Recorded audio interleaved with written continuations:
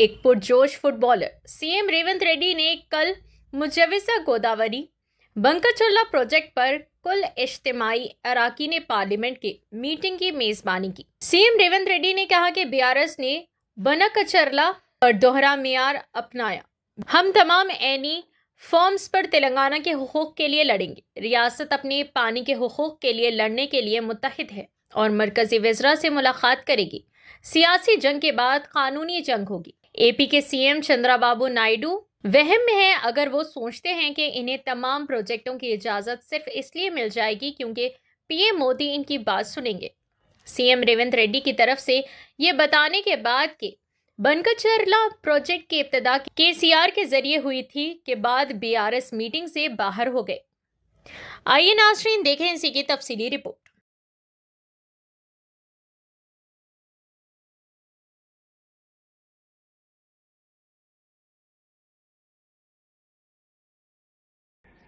About the Godavari River, all of you are very familiar, but I'll just repeat a few main points. It's a river in the Deccan Plateau and the second largest river in India after the Ganges. River originates in the Western Ghats near Triambakeshwar in the Nasik district of Maharashtra at an elevation of 1067 meters. River is 1465 kilometers long and flows through Maharashtra, Telangana and Andhra Pradesh until it empties into Bay of Bengal. ఇది Polavaram project sir. Polavaram project 2009లో 484.5 టీఎంసీల కొరకు already TSC approval ఇచ్చింది, 95th TSC. So తర్వాత దాని యొక్క అంచనాలు అవి సవరణ అయి కూడా లేటెస్ట్ గా 141st టీఎస్సీలో దాన్ని మొత్తం ఆమోద ముద్ర వేశారు. సో పోలవరం ప్రాజెక్ట్ సార్ 484.5 టీఎంసీల యూటిలైజేషన్ కి అప్రూవల్స్ ఉన్నాయి. ఈ అప్రూవల్స్ కూడా గోదావరి డిస్ట్రిబ్యూషన్ మన జీడబ్ల్యూటీ అవార్డుకి అనుగుణంగానే క్లియరెన్స్ ఇవ్వడం జరిగింది. సో పోలవరం నుంచి వాళ్ళు అంటే ఆంధ్రప్రదేశ్ స్టేట్ 484.5 కంటే ఎక్కువ నీరు తోడనీకి వీల్లేదు డైవర్షన్ కి. అయితే వాళ్ళు ఇప్పుడు ఏపీకి ఇచ్చింది చెప్పే ముందు పైన చేద్దాం ఒకసారి. ఇక్కడ ఈ పోలవరం దగ్గర వాళ్ళు ఇప్పుడు ఏం చేస్తున్నారు, కొత్తగా ఇప్పుడు ఇది ఒక ఆర్ఎంసీ కెనాల్ ఆల్రెడీ ఉండగా కొత్తగా మళ్ళీ ఇంకో సమాంతరంగా ఒక ప్యారలల్ కెనాల్, సమాంతర కెనాల్ ఒకటి ఇంకోటి వాళ్ళు క్రియేట్ చేసుకుంటూ ఈ ప్రపోజల్ ద్వారా వాళ్ళు 200 టీఎంసీకి రూపకల్పన చేసి ప్రపోజల్స్ ని ముందుకు తీసుకుపోవాలని చూస్తున్నారు సార్. దానికి మనం తీవ్రంగా ఇప్పుడు అబ్జెక్షన్స్ ఆక్షేపిస్తున్నాం. అంటే స్థూలంగా ఉమాభారతి గారు కేంద్ర ప్రభుత్వం తరఫున అపెక్స్ కౌన్సిల్ మీటింగ్ పెడితే ఆంధ్రప్రదేశ్ నుంచి చంద్రబాబు నాయుడు గారు, తెలంగాణ నుంచి Chandrasekhar Rao garu, Andhra Pradesh irrigation minister Devineni Umamaheswara Rao garu, Telangana irrigation minister T Harish Rao garu పాల్గొని ఆ సమావేశంలో తెలంగాణ ముఖ్యమంత్రి గారు కొన్ని అంశాలను ప్రస్తావించారు. Honourable chief minister of Telangana stated before the apex council that paragraph number 2 is 8 pages meeting minutes record, 6th page of for the existing ongoing and proposed projects in both the states of Krishna River, more than 1000 TMC of water is required. On the other hand, more than 3000 TMC is going waste into sea every year in Godavari River. Hence, he emphasized that as water is available, it has to be decided how best it can be utilized properly. He stressed the need for developing understanding between the two states by sitting together and amicably setting the issues.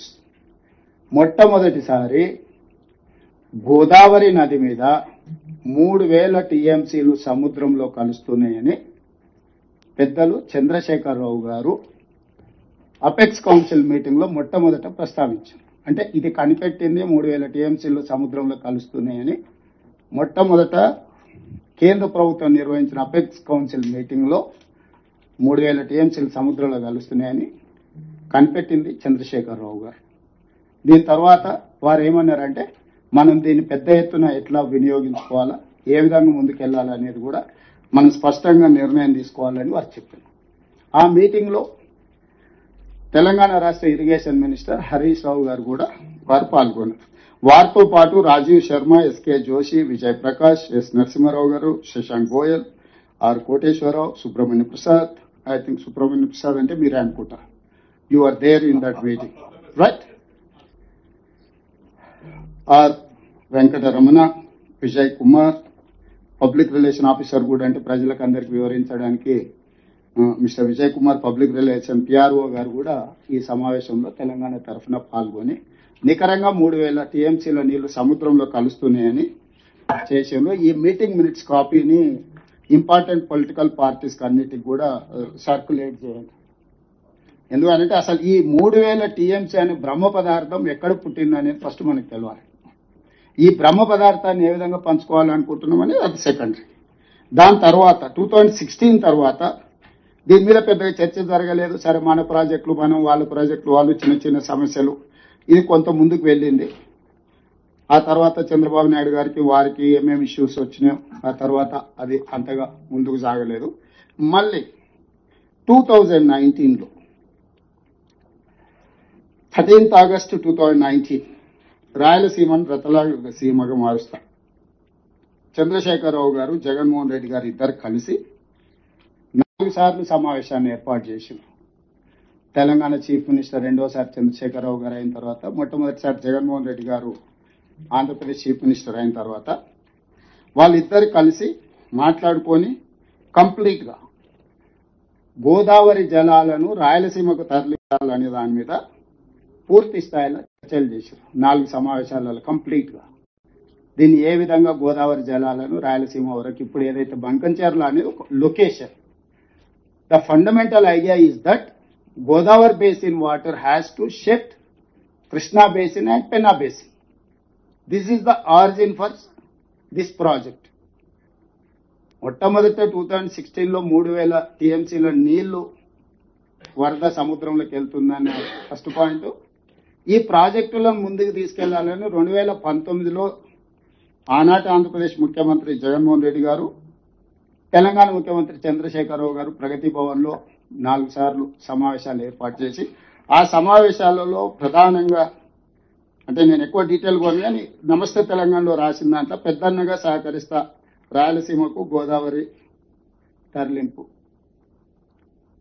దీంట్లో ఏంటంటే పట్టుదల ఉన్న CM జగన్తో ఇది సాధ్యం, రతనాల సీమగా మార్చేటందుకు సహకరిస్తాం, 2 రాష్ట్రాల అభివృద్ధికి చేస్తాం. ముఖ్యమంత్రి కె చంద్రశేఖరరావు గారికి నగరంలో పెద్ద ఎత్తున అన్న ఇది తెలంగాణ ప్రయోజనాలను దృష్టిలో పెట్టుకుని ముఖ్యమంత్రి గారు కృష్ణా బ్యారేజ్ నుంచి శ్రీశైలం నుంచి అక్కడి నుంచి వస్తే తెలంగాణకు నల్గొండ, మహబూబ్ నగర్కు ఉపయోగమవుతుంది ఆ ద్వారా చెప్పారు కదా. దానికి ఇప్పుడు ఇది పార్టీ మీటింగ్ కాదన్నా, ఇది అధికారుల మీటింగ్. దాంట్లో మేమందరం సహకరించడానికి తెలంగాణ రాష్ట్రం నష్టపోతుంది, దాన్ని సహకరించడానికి మేము వచ్చినాం. మరి మళ్ళీ రాజకీయం మొదలు పెడితే రాజకీయ ఉద్దేశమే. ఒక నిమిషం అన్న ముఖ్యమంత్రి గారు, మీరు చదివిన మీటింగ్ మినిట్స్ అన్ని ఒకసారి మళ్ళీ కావాలంటే రీట్రేట్ చేపిస్తా. మీరు ఎన్ని విషయాలు ప్రస్తావించి మేము సపోర్ట్ చేస్తున్నాం కదా సార్. ఇది నేను కౌంటర్ ఆర్గ్యుమెంట్ చేయడానికి చెప్పడం లేదు. దీని అంశాలను మీ ముందర పెడితే ఎట్లా ముందుకు వెళ్లాలనే సూచన కోసమే ఇది. మీరు క్లియర్ గా ఇప్పుడు మీరు చదివిన మళ్ళీ ఒకసారి నాకు అభ్యంతరం లేదు, మీరు పేపర్ తెచ్చి చదివిండ్రు కదా, మీరు పూర్తి స్థాయిలో ఏ విధంగా కేంద్ర ప్రభుత్వాన్ని అప్పుడు మాట్లాడింది దయచేసి సార్ ఒక్క నిమిషం మీరు మధ్యలో మాట్లాడుకొని మీకు ఇచ్చిన అవకాశం మీరు క్లియర్ గా మాట్లాడినరు. మీరు క్లియర్ గా కేంద్ర ప్రభుత్వం సహకరిస్తలేదు, తెలంగాణ ప్రభుత్వం పట్టించుకోవడం లేదు. కేవలం మమ్మల్ని మాత్రమే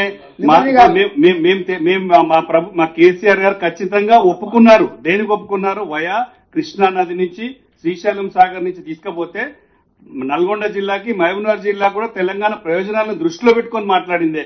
దాని తప్ప ఇప్పుడు మళ్ళీ వేరే విధంగా మాట్లాడి చూపిస్తే సబ్జెక్ట్ డైవర్ట్ చేస్తే సపోర్ట్ చేస్తానికి వస్తున్నాం కదా. రవిచంద్ర గారు, నేను ఏమీ సొంతంగా పొలిటికల్ స్టేట్మెంట్ ఇవ్వడం లేదు. ఆ రోజు జరిగిన చర్చల సారాంశము ప్రధానంగా తెలంగాణ రాష్ట్ర సమితి సొంత పత్రిక నమస్తే తెలంగాణలో ఏ అంశాలు రాసిండ్రో ఈ సందర్భంగా, ఎందుకంటే మీరు చాలా విషయాలు ఇక నుంచి ముందుకు ఎట్లా వెళ్ళాలనే దాని మీద కంటే కేంద్ర ప్రభుత్వం ఏ రకంగా నిర్ణయాలు తీసుకోలేదు, తెలంగాణ ప్రభుత్వం ఏ రకంగా మీరు రిప్రజెంట్ చేయలేదు అనే చాలా విషయాలు మీరు ప్రస్తావించారు. మీరు ఎన్ని విషయాలు ప్రస్తావించినా మేము చిన్న ఇష్యూ కూడా అబ్జెక్షన్ చేయలేదు. ఎందుకు చేయలేదంటే ఒక రాజకీయ పార్టీ తన అభిప్రాయం చెప్పేటప్పుడు ఆ అభిప్రాయాలను గౌరవించాలనేది మా ఆలోచన. మేము అంగీకరించవచ్చు, మేము వ్యతిరేకించవచ్చు, కానీ మీరు ప్రస్తావించిన అన్ని అంశాలను మేము విన్నాము. దయచేసి మీరు కూడా సూచనలు ఇచ్చినాం కదా, అదే నేను మీ సూచనలు తప్పుపడతాను. నేను కూడా ఆ సూచనల నేపథ్యంలో in light of this meeting ఈ సమాచారం మిగతా సభ్యులందరి దగ్గర ఉన్నప్పుడు మనం ఏ విధంగా ముందుకు వెళ్ళాలి. ఇప్పుడు మీ మాటల్లోనే చెప్తున్నారు గోదావరి జలాలను శ్రీశైలం అంటే కృష్ణా బేసిన్ అంటే రాయలసీమ. ఇప్పుడు దాన్ని తీసుకెళ్లి దాన్ని అడ్వాంటేజ్ గా తీసుకోవాలి. ఇప్పుడు ఆయన నాగార్జున సాగర్ బైపాస్ చేస్తూ కంప్లీట్ చేయండి. ఇప్పుడు నేను క్లియర్ గా ఇవన్నీ మీటింగ్ మినిట్స్ రికార్డ్స్ డైరెక్ట్ గా ప్రెస్ మీట్లు పెట్టి చెప్పిన రికార్డ్స్ అన్ని మీకు పంపిస్తాను, అందరు సభ్యులకు పంపిస్తాను. నేను ఎవరినొకరినో కార్నర్ చేయడానికి ఎవరొకరినో తప్పు పట్టడానికి చెప్తలేను. ఏ నేపథ్యంలో ఏ రకంగా ముందుకు వెళ్లాలనో మనం ఆలోచన చేయాల్సిన అవసరం ఉంది. విస్పష్టంగా మొట్టమొదటి మీటింగ్ లో నేను ఈ సభ్యులందరికీ అధికారికంగా ఈ మీటింగ్ లో నేను చెప్పదలుచుకుని this is meeting minutes of government of India Jal Shakti. ఈ మొత్తం ఎంటైర్ డాక్యుమెంట్స్ 2016లో కేంద్ర ప్రభుత్వం ఏర్పాటు చేసిన మీటింగ్ మినిట్స్, అందులో ఏ రాష్ట్ర ముఖ్యమంత్రి ఏం మాట్లాడిందో విస్పష్టంగా మీటింగ్ మినిట్స్ రికార్డుని నేను ఇక్కడ ఇవ్వకపోయినా రఘునందనరావు గారు అనుకుంటే జలశక్తి మినిస్టర్ నుంచి డాక్యుమెంట్ అంతా తీసుకోవచ్చు. ఏ మెంబర్ అయినా కూడా అడిగితే ఇవ్వాల్సిందే. ఇది public document, maybe public domain లో కూడా ఉండొచ్చు, I don't know, we have to check. So this is point number 1. ఆర్జిన్ 3000 టీఎంసీలు సముద్రంలోకి వెళ్తున్నాయి గోదావరి జలాలు, వీటిని వినియోగించుకోవాలి ఇరు రాష్ట్రాలు కలిసి అని ఆనాటి తెలంగాణ రాష్ట్ర ముఖ్యమంత్రి గారి ప్రతిపాదన ఇచ్చిండ్రు. వేరియస్ రీజన్స్ తోని ఆ 3 ఏళ్ళు అది ఆ ప్రతిపాదన ముందుకు జరగలేదు. ఈ లోపల మనం కట్టుకుంటున్న ప్రాజెక్టుల మీద ఆంధ్రప్రదేశ్ అభ్యంతరాలు పెట్టింది, ఆంధ్రప్రదేశ్ కట్టుకుంటున్న దాంట్లో మీద మనం అభ్యంతరాలు పెట్టిన ఒక రకంగా జరిగిపోయింది. మళ్ళీ 2019కు వచ్చిన తర్వాత ఇరు రాష్ట్ర ముఖ్యమంత్రులు అధికారిక సమావేశాలు, ఇవన్నీ కూడా మీటింగ్ మినిట్స్ రికార్డ్స్ కావాలంటే అన్ని నేను ఇస్తాను. జస్ట్ సింపుల్ గా పేపర్ కటింగ్స్ ఇస్తే మీకు కొంత సమాచారం ఉంటది. ఈ సమాచారం తర్వాత అఫీషియల్ డాక్యుమెంట్స్ అన్ని కూడా నేను తీసిస్తాను. ఇందులో క్లియర్ గా గోదావరి కృష్ణా జలాల సంపూర్ణ వినియోగం, నదీ జలాల వివాద పరిష్కారం, గోదావరి జలాలు శ్రీశైలానికి తరలింపు ప్రతిపాదనపై చర్చ, 2 రాష్ట్రాల నీటి అవసరాల పంపిణీపై కేసీఆర్ దృశ్య రూప ప్రదర్శన, విద్యుత్ సంస్థల ఇతర విషయాల మీద కూడా వాళ్ళిద్దరు ఏ రకంగా మాట్లాడుకున్నారు, స్నేహగీతిక ఎలా ఉంది, పత్రికలు రకరకాల. ఇది అయిపోయిన తర్వాత ప్రెస్ మీట్ జరిగింది. ప్రెస్ మీట్ ని ఎవరు అడ్రస్ చేసిండ్రంటే ఇరు రాష్ట్రాల సీఎంల సమావేశం వివరాలను వెల్లడిస్తున్న తెలంగాణ మంత్రి రాజేందర్, పక్కన ఏపీ మంత్రి రాజేంద్రనాథ్ రెడ్డి. తెలంగాణ మినిస్టర్ ఆనాటి 2009 అంటే అప్పుడు మరి మేబీ మెడికల్ అండ్ హెల్త్ ఉండేనేమో 19 ఎస్ సరే 2019 29/6/2019 ఈటెల రాజేందర్ గారు, రాజేంద్రనాథ్ రెడ్డి గారు, బుగ్గన రాజేంద్రనాథ్ రెడ్డి గారు ఇద్దరు ప్రెస్ మీట్ పెట్టి మేమిద్దరం మాట్లాడుకున్నాం. చాలా అద్భుతంగా మేము చర్చించుకున్నాం, సమస్యలను పరిష్కరించుకుంటాం, గోదావరి జలాలను రాయలసీమకు తరలిస్తాం, సీమకు గోదావరి శ్రీశైలాన్ని తరలించే అంశంపై చర్చించిన తెలుగు రాష్ట్రాల ముఖ్యమంత్రి ప్రగతి భవన్లో సమావేశం. ఇవన్నీ డీటెయిల్స్ ఇంకా నేను ఎక్కువ చెప్పదలుచుకోను, జస్ట్ మీకు చెప్పినాను. సో బేసిక్ గా ఈ రోజు గోదావరి జలాలు గోదావరి నుంచి పోలవరం దిగువ ప్రాంతం నుంచి ఇప్పుడు బంకంచెర్ల వరకు, పెన్నా బేసిన్ వరకు నీళ్లు తరలించడానికి ఇవి అంశాలు. ఇంతకుముందు అసదుద్దీన్ ఓవైసీ గారు ఒక ఇష్యూ చెప్పారు.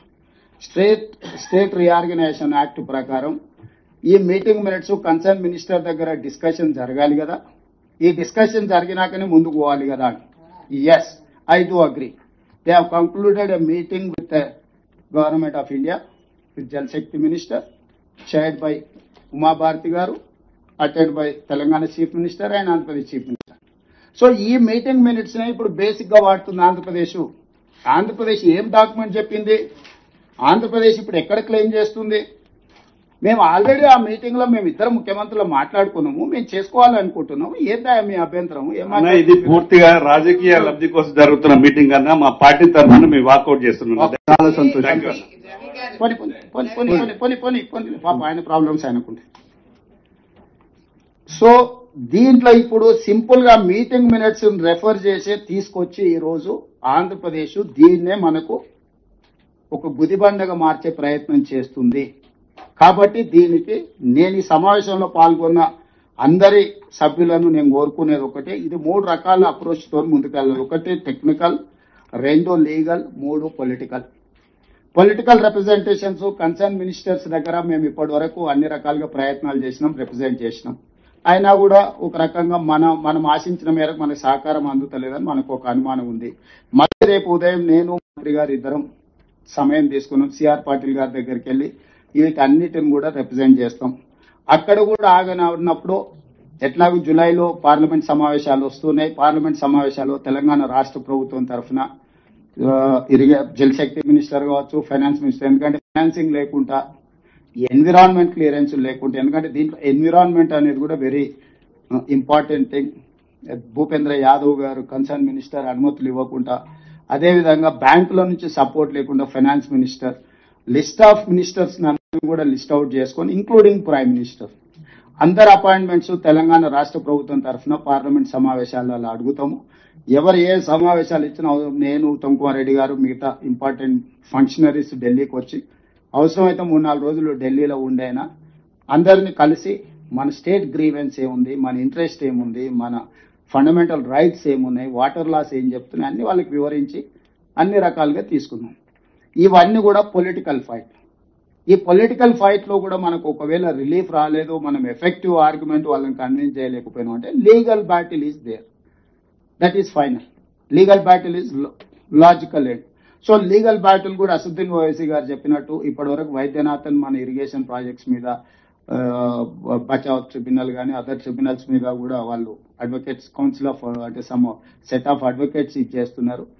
తప్పకుండా ఇంకా మంచి అడ్వకేట్స్ కూడా ఒకవేళ మీరు ఏదైనా సజెస్ట్ చేసినా నెక్స్ట్ ఫ్యూ డేస్ లో ఏదైనా మంచి అడ్వకేట్లను, ఎందుకంటే జనరల్ సివిల్ క్రిమినల్ లాస్ వేరు, వాటర్ లాస్ వేరు. వాటర్ లాస్ మీరు ఎక్స్పర్టీజ్ ఉండాలి లా దీంట్లో.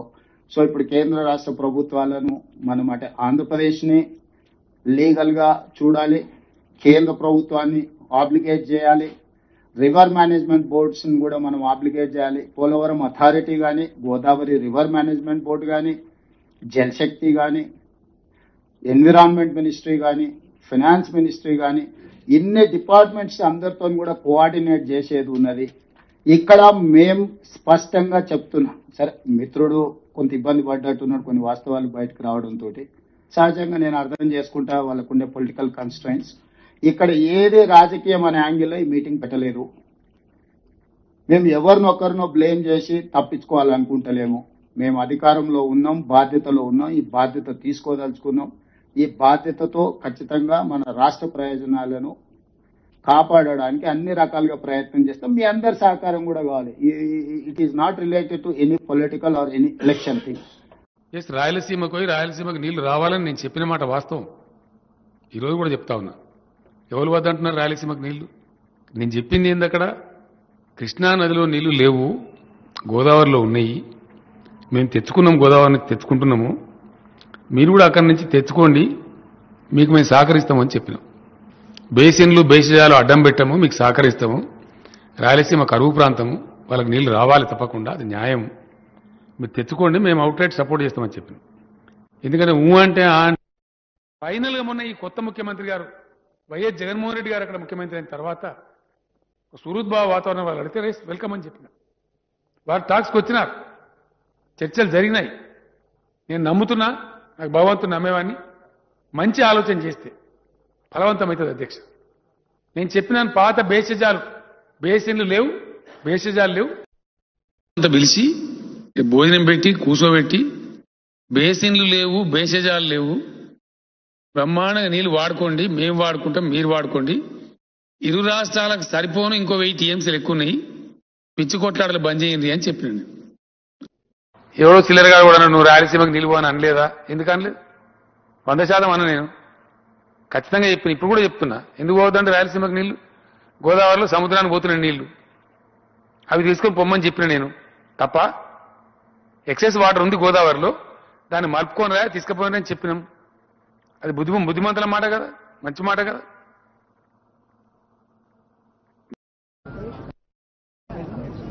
నా డాక్టర్ రోజా గారు మంచి ఆతిథ్యం ఇచ్చారు. అన్నదాత సుఖీభవ.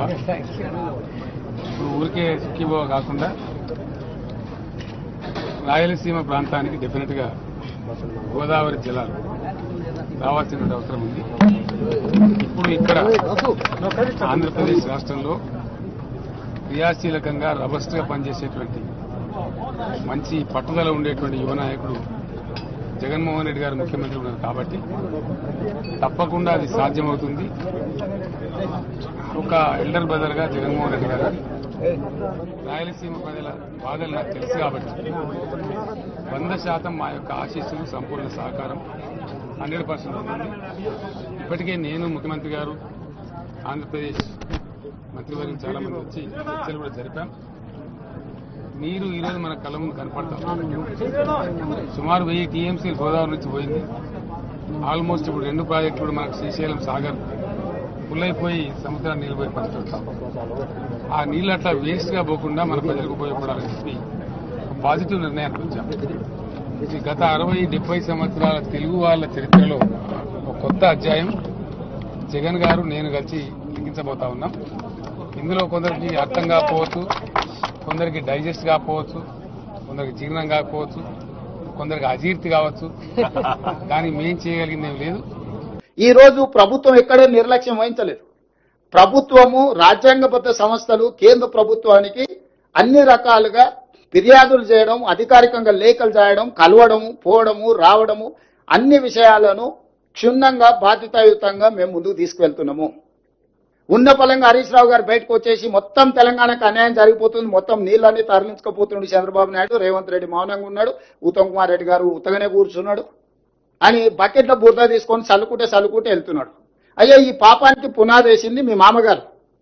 ఆ రోజు నువ్వు మంత్రి, నువ్వే ఆ సమావేశంలో ఉన్నావు. అయితే గీతే ఎవరినైనా శిక్షించాలంటే చంద్రశేఖరరావు గారిని, హరీష్ రావు గారిని శిక్షించాలి. ఒకవేళ గోదావరి బేసిన్ లో తెలంగాణ ప్రాజెక్టులకు అన్యాయం జరిగి తెలంగాణ ప్రాజెక్టులకు ఒకవేళ తీరని ఏదైనా ద్రోహం జరిగితే ఉరిదీయాల్సింది చంద్రశేఖరరావును, హరీష్ రావునే. సర్వ పాపాలు చేసింది మీరు, పాపాల భైరవులు మీరు, తెలంగాణకు అన్యాయం చేసింది మీరు. కాంట్రాక్టర్లు ఇచ్చే కమిషన్లకు మీ ఇద్దరి కలయికనే ఒక కాంట్రాక్టర్ పెట్టిన సమావేశం. ఆ కాంట్రాక్టర్ పెట్టిన సమావేశంలో మీరిద్దరు, ఆయన సూత్రధారి అయితే కాంట్రాక్టర్, మీరిద్దరు పాత్రధారులుగా కూర్చొని కమిషన్లకు కక్కుర్తిపడి 400 టీఎంసీలు గోదావరిలో వరద జలాలు ఉన్నాయి, రాయలసీమకు పెన్నా ప్రాంతానికి తరలిస్తామని అన్ని కుట్రలు చేసి ఈ రోజు మీ చేతిలో లేకుండా పోయిందని చెప్పి ఆ బురదంతా తీసుకొచ్చి మాకు అంటించాలనే ప్రయత్నం చేయడం ఇది భావ్యమా? అందుకే ఈరోజు స్పష్టంగా తెలంగాణ ప్రజలకు నేను చెప్పదలుచుకున్నా, వీళ్ళు ఏ రోజు కూడా తెలంగాణ ప్రయోజనాల కోసం కృషి చేయలేదు. ఈ రోజు కృష్ణా బేసిన్ లో ఉమ్మడి రాష్ట్రంలో ప్రారంభించిన ఏ ఒక్క ప్రాజెక్ట్ అయినా మనకు ప్రధానమైన ఆధారం Krishna basin, Godavari basin. Krishna basin మీదకి వద్దాం.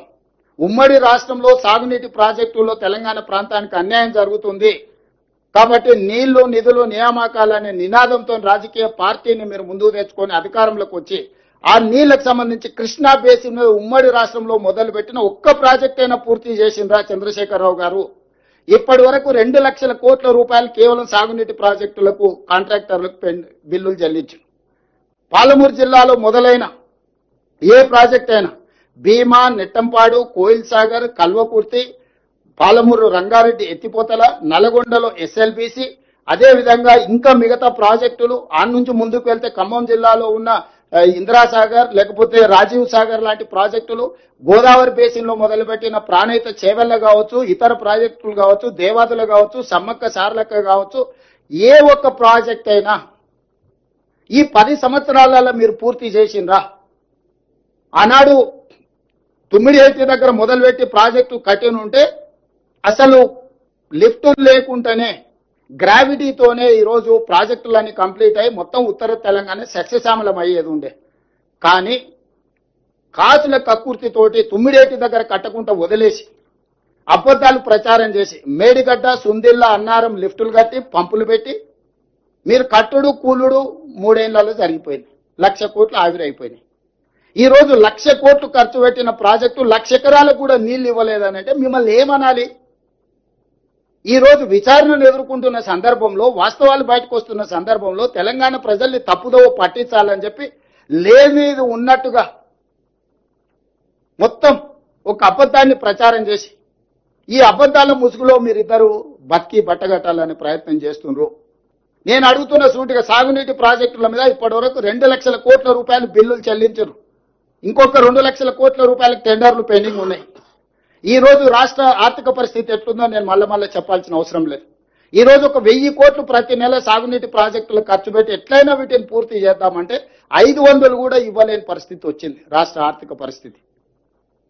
10 ఏళ్ళు 2 లక్షల కోట్ల రూపాయలు ఖర్చు పెడితే 1500 కోట్లతోని పూర్తి కావాల్సిన కల్వకుర్తి పూర్తి కాలేదు, 500-600తో పూర్తి కావాల్సిన కోయిల్సాగర్ కానీ భీమా కానీ నెట్టంపాడు కానీ పూర్తి కాలేదు. దేవాదులు అక్కడనే ఉంది, కాంతానపల్లి అక్కడనే ఉంది, సమ్మక్క సారలకు అక్కడనే ఉంది, ప్రాణహిత చేవల్ల ఎడారిగా మారింది, తుమ్మిడి ఎత్తి దగ్గర తట్ట మట్టి కూడా తీయలేదు. మొత్తం ప్రాజెక్టులను గాలికి వదిలేసి ఏడ పంపులు పెట్టి ఏడ లిఫ్టులు పెడితే ఏడ మా ఇల్లు నిండుతుందో అని ఒక ప్రణాళికబద్ధంగా మొత్తం రాష్ట్రాన్ని ఆర్థిక వ్యవస్థను దోసుకొని ఈరోజు అక్కసుతోని అసూయతోని అబద్ధాల ప్రచారం కల్పించి నిరంతరం 24 గంటలలో 18 గంటలు కష్టపడి సీతారామకు నీటి కేటాయింపులు మేము తెచ్చినాం, సమ్మక్క సారలకు ఒక కొలిక్కి పట్టుకొచ్చినాం, పాలమూరు రంగారెడ్డి ఎత్తిపోతల నీటి కేటాయింపులను ఒక కొలిక్కి పట్టుకొచ్చినాం, కల్వకుర్తి ప్రాజెక్టును పూర్తి చేసే ప్రయత్నం చేస్తున్నాం. ఈ రోజు సంగంబండ నుంచి అన్ని ప్రాజెక్టులను పూర్తి చేయడానికి ప్రయత్నం చేస్తాం. ఎస్ఎల్బీసీ 42 కిలోమీటర్ల టన్నెల్ 30 కిలోమీటర్లు కాంగ్రెస్ కంప్లీట్ అయితే సంవత్సరానికి 1 కిలోమీటర్ కొడితే కంప్లీట్ అయ్యాయి. గ్రావిటీతో 3,60,000 ఎకరాలకు ఫ్లోరైడ్ ప్రాంతమైన నల్గొండకు నీళ్లు వస్తాయనుకుంటే దాన్ని అక్కడ పడవ పెట్టిన దాంట్లో కమిషన్లు రావాలి. మనమే కష్టపడి తిరిగి ప్రారంభిస్తే అనుకోకుంటే దుర్ఘటన జరిగితే అక్కడ మనుషులు చచ్చిపోతే పైశాచిక ఆనందం. అసలు వాళ్ళ కళ్ళలో మనుషులు చచ్చిపోయినప్పుడు ఎప్పుడైనా హరీష్ రావు గారి ఫేస్ చూడండి, కేటీఆర్ ఫేస్ చూడండి, ఇట్లా వెలిగిపోతూ ఉంటుంది, ఇట్లా బల్బు 1000 వోల్టుల బల్బు లాగా. ఎక్కడైనా మనిషికి బాధ ఉంటుంది, మన మనుషులం. రోడ్డు మీద కాకి చచ్చిపోయి కనిపిస్తే కూడా అరే మా కాకి చచ్చిపోయింది కదా అని ఒక నిమిషం అన్న మనం సానుభూతి చూపిస్తాం. పిల్లలు చచ్చిపోతే అదే పైశాచిక ఆనందం, ఎక్కడైనా యాక్సిడెంట్లో ఎవరైనా మనుషులు చచ్చిపోతే అదే పైశాచిక ఆనందం, ఎక్కడైనా పనులు చేస్తుంటే కార్మికులు చచ్చిపోతే అదే పైశాచిక ఆనందం. మీ పార్టీ అకౌంట్లోనే 1500 కోట్ల రూపాయలు ఉన్నాయి. ఎవరిచ్చిండ్రు అవి? తెలంగాణ ప్రజలు ఇచ్చినవే కదా. అందులోకి వెళ్ళి ఆ కుటుంబానికో 10 లక్షలు, ఆ కుటుంబానికో 10 లక్షలు, ఆ కుటుంబానికో 10 లక్షలు, ఈ దురదృష్టవశాత్తు ప్రమాదంలో చచ్చిపోయిన పేదలకు పంచిపెడతారని ఈ 18 నెలలు చూసిన. 10 పైసలు పిల్లికి కూడా బిచ్చం పెట్టరు. రోడ్డు మీద 10 పైసలు ఒకవేళ కనిపిస్తే కూడా బండి పక్క కాపి రోడ్డు పక్కనాక 10 పైసలు కూడా తీసుకొని జేబులు వేసుకొని పోయే లక్షణాలు ఉన్న మీరు ఈరోజు తెలంగాణ ప్రయోజనాల గురించి మీరు మాట్లాడుతురా? ఈరోజు మాకు బాధ్యత లేదన్నట్టుగా మమ్మల్ని ఏదో బద్నాం చేయాలనే చిల్లర ప్రయత్నం. హరీష్ రావు గారు చిల్లర ప్రయత్నాలు మానేసేయి. చిన్నపిల్లగాని కాదు, నువ్వు 10 సంవత్సరాలు మంత్రిగా పనిచేసినావు, ఉమ్మడి రాష్ట్రంలో మంత్రిగా పనిచేసినావు, వయసు మీద పడ్డది, జుట్టు తెల్లబడ్డది, కొంచెం హుందాగా వ్యవహరించు. వాస్తవాలు ఉంటే మాట్లాడి. ఇవ్వాలి నేను ఇవన్నీ చెప్తున్నా. ఇవాళ ఈ మీటింగ్ మినిట్స్, ఇన్ని పేజీల మీటింగ్ మినిట్స్ ఇవాళ బయట పెడుతుంది. తలకాయ ఎక్కడ పెట్టుకుంటావు హరీష్ రావు గారు? ఎన్ని రోజులు అబద్ధాలతో బతుకుతారు? జీవితాంతం కుటుంబం అంతా అబద్ధాలు చెప్పే బతుకుతారా? మేము మాట్లాడతలేం కదా, మౌనంగా ఉన్నాం కదా అని మా చేతగాని పని అనుకుంటురా? మేం పని చేయాలా?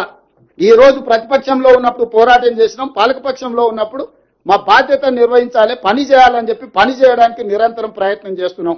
మేము ఎప్పుడు ఢిల్లీకి వెళ్ళినా ఢిల్లీలో ఏముందా మాకు? ఢిల్లీ కేంద్ర ప్రభుత్వానికి కొన్ని సబ్జెక్ట్స్ ఉంటాయి, రాష్ట్ర ప్రభుత్వానికి కొన్ని సబ్జెక్ట్స్ ఉంటాయి, కేంద్ర రాష్ట్ర ప్రభుత్వాలకు కొన్ని సబ్జెక్ట్స్ ఉంటాయి. కేంద్ర ప్రభుత్వం నుంచి అనుమతులు తెచ్చుకోవాలంటే పొయ్యి కలవకుంటే అనుమతులు ఎట్టకెళ్ళి వస్తాయి? మేము డెట్ రీస్ట్రక్చర్ చేసుకోవాలి. నువ్వు అడ్డగోలుగా 11% అప్పులు తెచ్చినాం, దాన్ని 7% తగ్గించాలంటే కేంద్ర మంత్రిని కలవాల్సిన అవసరం లేదా? ఎన్విరాన్మెంటల్ ఇష్యూస్ లో రోడ్లు, చిన్న చిన్న రోడ్లు కూడా ఫారెస్ట్ ఏరియాలో 10 ఏళ్ల నుంచి రోడ్లు ఆగిపోయినాయి. ఎన్విరాన్మెంట్ మినిస్టర్ని కలవకుంటే అనుమతులు వస్తే ఈ రోజు రీజనల్ రింగ్ రోడ్ మనం నిర్మించుకోవాలనుకుంటున్నా, ఆ మంత్రిని సర్ఫేస్ మినిస్టర్ని కలవకుంటే అనుమతులు వస్తే ఈ రోజు మెట్రో అనుమతి తెచ్చుకోవాలనుకుంటున్నాం, ప్రధానమంత్రిని కలవకుంటే మెట్రో అనుమతి వస్తుందా? ఈ రోజు మూసి ప్రక్షాళన చేసుకోవాలనుకుంటున్నాం, దానికి సంబంధించిన అనుమతులు నిధులు తెచ్చుకోవాలంటే ఎవరిని కలవాలి? నువ్వు ఇవన్నీ ఇస్తావా చెప్పు? రోజు ఆడికే వస్తాం, ఎర్రవల్లి ఫామ్ హౌస్కి వచ్చి కూర్చుంటాం, కూర్చుంటాం, వంతుల వారిగా నేను ఉత్తమైన డ్యూటీ చేస్తాం, ఒకరి తర్వాత ఒకరం అన్ని మీరే. ఇది ఎట్లాగ ఉన్నాయి కదా, 10 పైసలు మిత్తికి ఇవ్వండి, 50,000 కోట్లు ఏమవుతుంది? సంపాదించింది ఇద్దరు బాబామర్దలు అనుకుంటే ఒక 50,000 కోట్లు ఒక లెక్కనా? బాండ్స్ రాసిస్తాం రాష్ట్ర ప్రభుత్వం నుంచి, 10 పైసలు మిత్తికి ఇవ్వండి. ఏడు దాచుకుంటారు, దాచిపెట్టుకుని టెన్షన్తో బీపీ షుగర్లు లో బీపీ వచ్చేసి హాస్పిటల్ వాడాల్సి ఉంటుంది, దాచుకుని ఎవరు దొంగ ఎత్తుకపోతాడు అని. ఎందుకు వస్తున్నాయి లో బీపీ షుగర్లు? అడ్డగోలుగా సంపాదించి అవి ఎవడొచ్చి పట్టుకుంటాడు అని టెన్షన్తో వస్తున్నాయి. ఇట్లాంటి నీచమైన మనస్తత్వం ఉన్న ప్రతిపక్ష నాయకులు ఉండడం దురదృష్టకరము.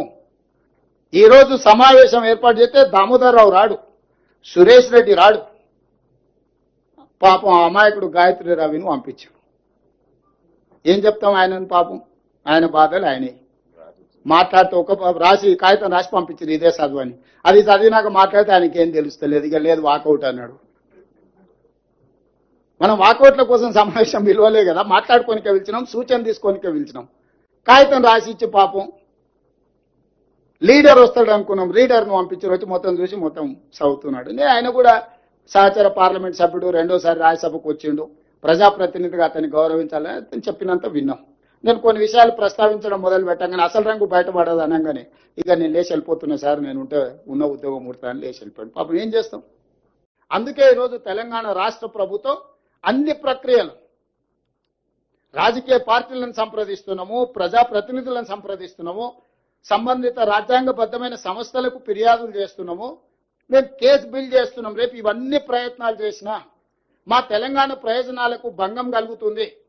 కేంద్ర ప్రభుత్వం, ఆంధ్రప్రదేశ్ ప్రభుత్వం తెలంగాణ ప్రజల ప్రయోజనాలను ఫనంగా పెట్టి గోదావరి జలాలను రాయలసీమ పెన్నా బేసిన్ కి తరలిస్తున్నారు. ఇది మాకు తీరని అన్యాయము అని చెప్పి కోర్టుకు వెళ్ళినప్పుడు మనకి న్యాయం జరుగుతుంది. ఈ రోజు అందుకే చంద్రబాబు నాయుడు గారికి నేను సూచన చేస్తున్నా, మీరు పక్క రాష్ట్ర ముఖ్యమంత్రి, కేంద్రంలో మీకు పలుపాడి ఉండొచ్చు, మోడీ గారు మీరు ఏం చెప్తే అది వినొచ్చు. అంత మాత్రాన మీ ప్రాజెక్టులకు అన్ని అనుమతులు వస్తాయని మీరు అనుకుంటే అది భ్రమ. అట్లాంటి వాటికి అవకాశం లేదు. తెలంగాణ రాష్ట్ర ప్రజలకు ప్రయోజనాలు కాపాడుకోవడానికి అవసరమైన ప్రణాళిక, వ్యూహరచన స్పష్టంగా ఉన్నది. మేము ఈరోజు వివిధ రాజ్యాంగబద్ధమైన సంస్థలకు మేము ఫిర్యాదులు చేస్తున్నాము. రాజ్యాంగబద్ధమైన సంస్థలు మా హక్కులను కాపాడడానికి, మా హక్కులను మాకు అందించడానికి ముందుకు వస్తే సరే, లేకపోతే న్యాయస్థానానికి వెళ్తాం. అక్కడ కూడా జరగకపోతే ప్రజల దగ్గర పోతాము. అంతిమ నిర్ణేతలు ప్రజల దగ్గర కూడా వెళ్తాము. ఈ రోజు నేను వారికి రెండో సూచన చేస్తున్నా. ఈ రోజు 3000 టీఎంసీల మిగులు జలాలు గోదావరిలో ఉన్నాయి అని మీరు నమ్మితే, చంద్రశేఖరరావు చెప్పిందని కాదు, చంద్రబాబు నాయుడు గారు నమ్మినప్పుడు గోదావరి బేసిన్ మీద తెలంగాణకు 968 టీఎంసీల నీటి కేటాయింపులు ఉన్నాయి. 518 టీఎంసీలు ఆంధ్రప్రదేశ్కు ఉంటే 968 టీఎంసీలు తెలంగాణకు అలొకేషన్ ఉన్నది ఉమ్మడి రాష్ట్రంలోనే.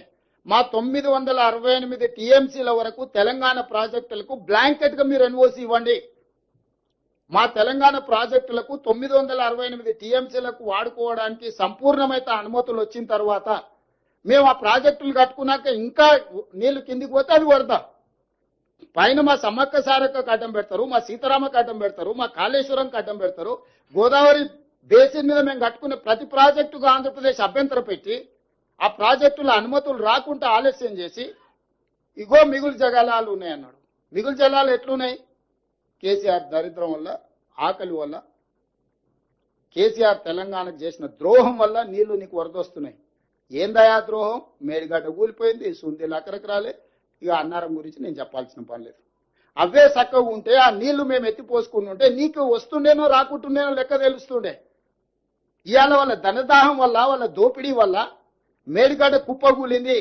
ఏమవుతుందా, ఒకటి పిల్లర్ గుంగిపోతే ఏమవుతుంది, ప్రాజెక్ట్ అంతుంది కదా అంటారు. హరీష్ రావు గారు, నీ గుండెకాయ ఊడవిక్తే నీకు తెలుస్తా, మొత్తం బాడెంత 6 అడుగులు ఉన్నావు, గుండెవి తీసి పక్కకు పెట్టు, నువ్వు ఉంటావో లేదో చూద్దాం. ప్రాణహిత చేవెళ్ల గోదావరి జలాల మీద మేడిగడ్డ అనేది గుండెకాయే. ఆ గుండెనే లేకున్న తర్వాత మిగతా బాడీ ఉందని చెప్పుకోవడానికి తప్ప సున్నా కూడా ప్రయోజనం లేదు.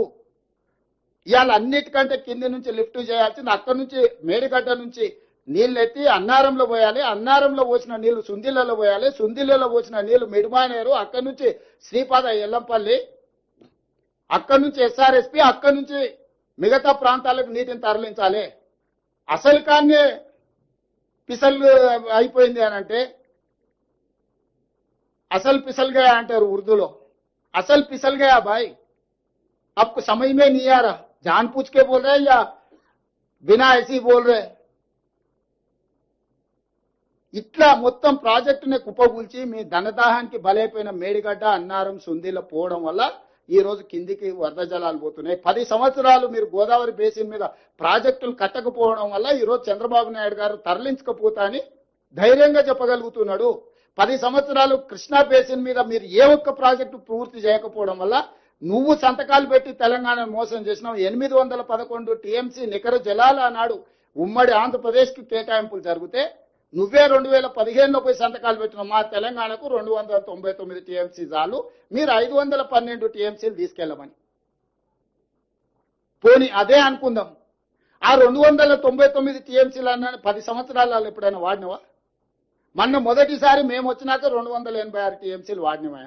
ఈ 10 ఏళ్లలో నువ్వు కల్వకుర్తి గాని, భీమా గాని, నెట్టంపాడు గాని, కోయిల్సాగర్ గాని, ఎస్ఎల్బీసీ గాని, పాలమూరు రంగారెడ్డి పూర్తి చేసినుంటే కనీసం నువ్వు చేసిన దుర్మార్గానికి ఆ నీళ్లను వాడుకునేటోళ్ళం కదా. ఈ రోజు ప్రతి సంవత్సరం 700 పైన టీఎంసీలు ఆంధ్రప్రదేశ్ తరలించకపోతుందనంటే 10 సంవత్సరాలు చంద్రశేఖరరావు గారు, హరీష్ గారు తెలంగాణకు చేసిన ద్రోహం, దక్షిణ తెలంగాణను ఎడారిగా మార్చి మీరు ఈ రోజు నీళ్లు వినియోగించుకోకుండా ప్రాజెక్టులు పూర్తి చేయకుండా వదిలేయడం వల్ల ఆ కృష్ణానది జలాలు కూడా రాయలసీమ లిఫ్ట్, ముచ్చమర్రి, పోతిరెడ్డిపాడు 44,000 క్యూసెక్స్ నుంచి 80,000 క్యూసెక్లు, ఇవాళ శ్రీశైలం బ్యాక్ వాటర్స్ నుంచి రోజుకు 10 టీఎంసీలు తరలించుకోవడానికి ప్రాజెక్టులు కట్టారు. 10 ఏళ్లలో ఇద్దరు పల్లికలు ఇచ్చుకుంటూ కూర్చున్నారు. మొత్తం కలిపితే కల్వకుర్తి, రంగారెడ్డి ఏ ప్రాజెక్టు కలిపినా 2 టీఎంసీలు కూడా మనం లిఫ్ట్ చేసుకోలేకపోతున్నాం. ఇది తెలంగాణ దీనమైన పరిస్థితి.